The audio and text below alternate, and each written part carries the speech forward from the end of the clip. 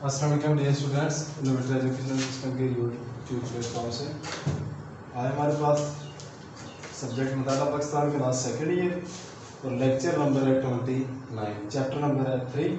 तो टॉपिक है जो हमारे पास पाकिस्तान की कुदरती तकसीम, कि पाकिस्तान को कुदरती लिहाज से कैसे तकसीम किया गया है, किन हिस्सों में तकसीम किया गया है, वो आज हम पढ़ेंगे।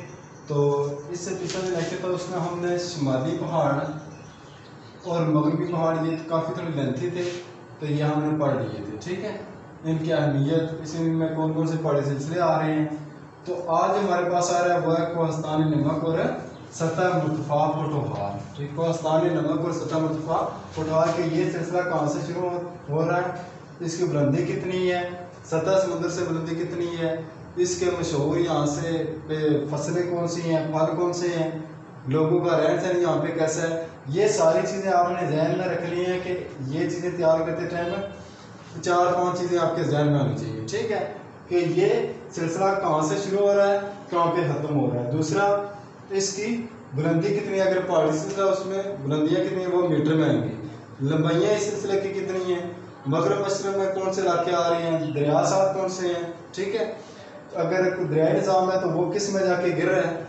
उसके बाद जो आगे हमारे पास है, इसके साथ जो ज़मीनें लग रही हैं वहाँ पे फसलों के हवाले से, फलों के लिहाज से, फिर लोगों का रहन सहन। ठीक है जी, तो कोहस्तान नमक और सतह मुर्तफा फुटहार, इसकी तरफ हम आते हैं कि यह सिलसिला जो है हमारे पास सतह मुर्तफा का यह सिलसिला जेलम से शुरू कर मियाँ वादी और काला बाग से भी आगे तक फैला हुआ है। आपको पहले मैंने बताया कि हमने जो चीज़ बतानी है, वाज़ेह करनी है कि ये सिलसिला कहाँ से शुरू हो रहा है, कहाँ पर ख़त्म हो रहा है। ये जेलम से शुरू हो रहा है और मियाँ वाली और काला बाग तक फैला हुआ है। बुलंदी इसकी कितनी है, 700 मीटर।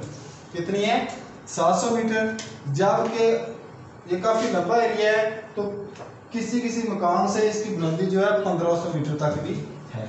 इस सिलसिला में दरिया सोन भी करता है, जो मरी और कोटा की पहाड़ी से निकल कर है वादी सोन से होता हुआ दरिया सिंध में जा गिरता है। इसके साथ साथ पटवारी सिलसिला भी अजीबोगरीब है। यहाँ की ज़मीन सतह समुद्र से तकरीबन 300 मीटर से 600 मीटर तक बुलंद है। वही जो आपको 3-4 चीज़ें आपको बताई हैं वही थ्योरी में। सतह समुद्र से बुलंदी इसकी कितनी है, 300 मीटर से 600 मीटर तक है। ठीक है, ये ज़मीन पानी के कटाव की बदौलत अजीबोगरीब कितों में तकसीम है। जिस तरह अल्लाह ताला ने इस ज़मीन को कितना बरीद से दो चार किया, अगर इंसान खुद कोशिश करे तो इस किस्म की कटाव ना कर सके। इस इलाका में बहुत कम ज़मीन ऐसी है जो कि काबिल काश्त है।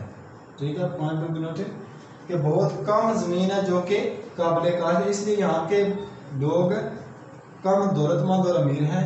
लेकिन ये ज़मीन कुदरती वसाइल से मालामाल है, जिसमें तेल, जिप्सम, नमक निकलता है। खेवड़ा जो नमक की कान है ये इसी सिलसिला में आ रही है, किसमें, सतह मुर्तफा फुटहार में। इसी तरह जो कि मुल्की ज़रूरियात को पूरा करने के साथ साथ बैरूनी दुनिया को भी बरामद की जा रही है। ये तब भी हमारे पास सतह मुर्तफा फुटहार का सिलसिला। ठीक है जी, अब आगे आ रहा है सिंध का बालाई मैदान। सिंध का बालाई मैदान पाकिस्तान इस लिहाज से एक खुशकिस्मत है जिसके शुमाल में पहाड़ी सिलसिला है। ये पहाड़ अपनी बुलंद और बाला चोटी पर बर्फ का बोझ सहे हुए हैं। गर्मियों में यही बर्फ जो है पिघल कर दरियाओं में जो तूफ़ानी का बायस बनती है, और गर्मी जब होती है तो पानी की अशद ज़रूरत होती है मैदानी इलाके में। तो यही जो बर्फ़ है ये इस कमी को भी पूरा कर रही है, चाहे फसलों, इंसानी ज़रूरत हो, चाहे मवेशियों की ज़रूरत हो, जानवरों की ज़रूरत, हर लिहाज से ये कमी पूरी कर रही है। ठीक है जी, दरिया सिंध का बलाई मैदान बहुत जहेज और आबादी के लिहाज से पाकिस्तान का सबसे गुंजान इलाका है। लेकिन गर्मी के मौसम में ये ज़्यादा है, ये दरिया बहुत ज़्यादा बढ़ जाते हैं, जिसके बना पर सैलाब आ जाते हैं, और सैलाब जिसके बन जाते हैं इसी कदर दरखेज मिट्टी भी साथ छोड़ कर जाते हैं। ठीक है, जिससे फसलों पर बहुत अच्छा असर पड़ता है। रावी और सुतरज का दरमियानी इलाका गंजी बार, मुल्तान और सहीवाल का इलाका नीली बार कहलाता है। बार आ गया चूँकि पहले दरिया इन्हीं रास्तों से होकर जाते थे, इसलिए अपनी जरखेज मिट्टी यहाँ पे छोड़ जाते हैं। ये वजह है कि इन बारों के इलाके अपनी जरहेजी में अपनी मिसाल आप हैं। ठीक है, दो दरियाओं की दरमियानी जगह को दोआबा कहते हैं। शार्ट क्वेश्चन में भी दोआबा से क्या मुराद है, اور باہر سے کیا مراد ہے؟ ایسے علاقے جو دریاؤں سے دور ہٹ گئے ہوں ان کی سطح دریا کی نسبت بلند ہو گئی ہے انہیں بار کہتے ہیں، اور دوابہ سے کیا دو دریاؤں کے درمیانی جو جگہ اسے کیا کہتے ہیں؟ دوابہ۔ پاکستان میں مشہور دوابے کون سے ہیں؟ باری دواب، رچنا دواب، جج دواب اور سندھ ساگر۔ یہ تھا سندھ کا بالائی میدان۔ آگے جی ہمارے پاس سندھ کا زیریں میدان۔ دریا سندھ کا زیریں میدان جو مٹھن کوٹ سے نیچے کی طرف کے میدان کو دریا سندھ کا زیریں میدان کہتے ہیں۔ جب تمام معاون دریا مٹھن کوٹ کے مقام پر دریائے سندھ میں آ کر گرتے ہیں تو یہ بہت بڑے دریا کی شکل اختیار کر جاتا ہے جس کی چوڑائی میلیوں تک پھیل جاتی ہے، اور اکثر اوقات سیلاب کے دنوں میں تو یہ دریا اپنی چوڑائی کے لحاظ سے اپنا سامی نہیں رہتا، ٹھیک ہے، بہت زیادہ پھیل جاتا ہے اور اس کے مقابلے میں کوئی دریا بھی نہیں ہوتا، اس لیے اس کا پانی کناروں سے باہر بہہ نکلتا ہے، جسے روکنے کے لیے حکومت نے دونوں طرف بند باندھ کر پانی کو کنٹرول کیا ہے جس سے کافی حد تک کمی ہے۔ دریا سندھ کے جنوبی میدانوں میں بارش بہت کم ہوتی ہے جس کی وجہ سے ہمیں تبخیر نہیں ہوتا، لہذا یہ علاقہ نیم سرائی صورت اختیار کر گیا۔ دریا سندھ کا وسطی میدان سرخیز اور ہموار ہے جس کی وجہ سے نہریں بنانے میں آسانی پیدا ہو گئی ہے۔ ان نہروں کی بدولت فصلوں کو پانی لگایا جاتا ہے۔ وہاں سکھر براج ہے، کدو براج اور غلام محمد براج سے نہریں نکال کر بہت سا علاقہ سیراب کیا جا رہا ہے جس میں فصلیں لگائی گئی ہیں سارے، ٹھیک ہے۔ آگے ہمارے پاس سطح مرتفع بلوچستان۔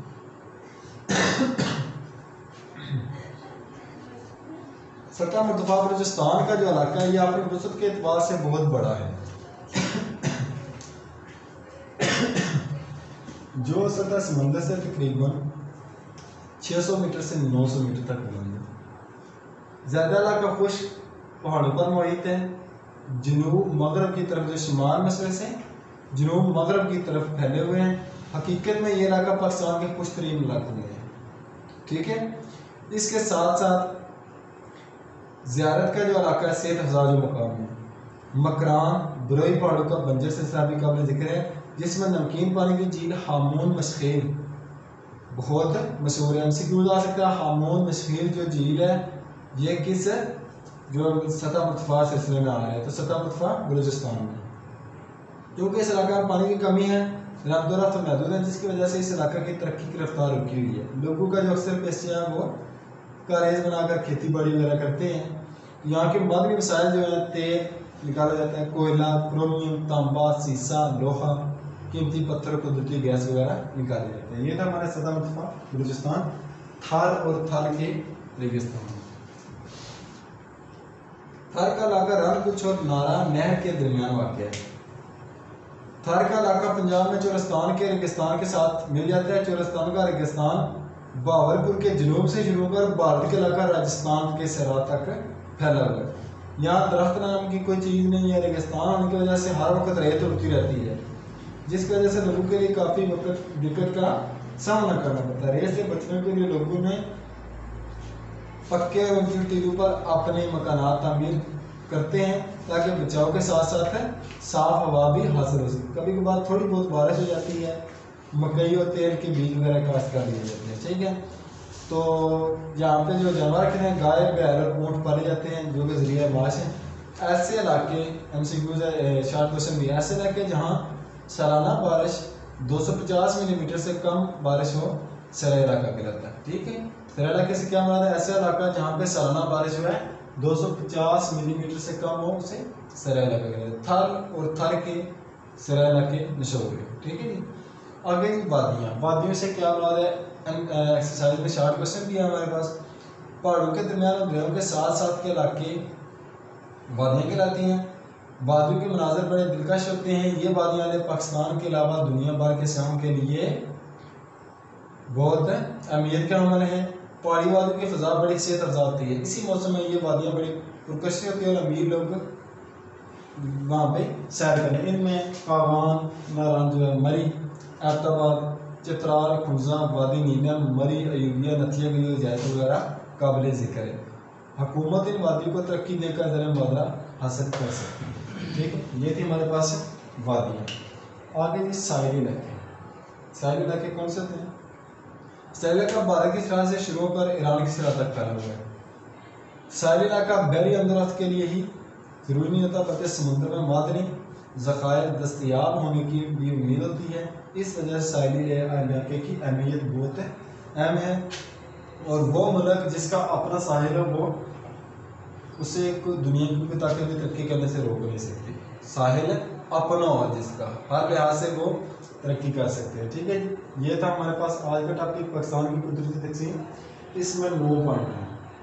شمالی پہاڑی سلسلے یہ ایک الگ لانگ کوشچن آ سکتا ہے، مغربی پہاڑی سلسلے الگ لانگ کوشچن آ سکتا ہے۔ ٹھیک ہے، ٹوٹل بھی آ سکتا ہے۔ ٹھیک ہے، تو اجازت دیجیے، اللہ حافظ، السلام علیکم ورحمۃ اللہ وبرکاتہ۔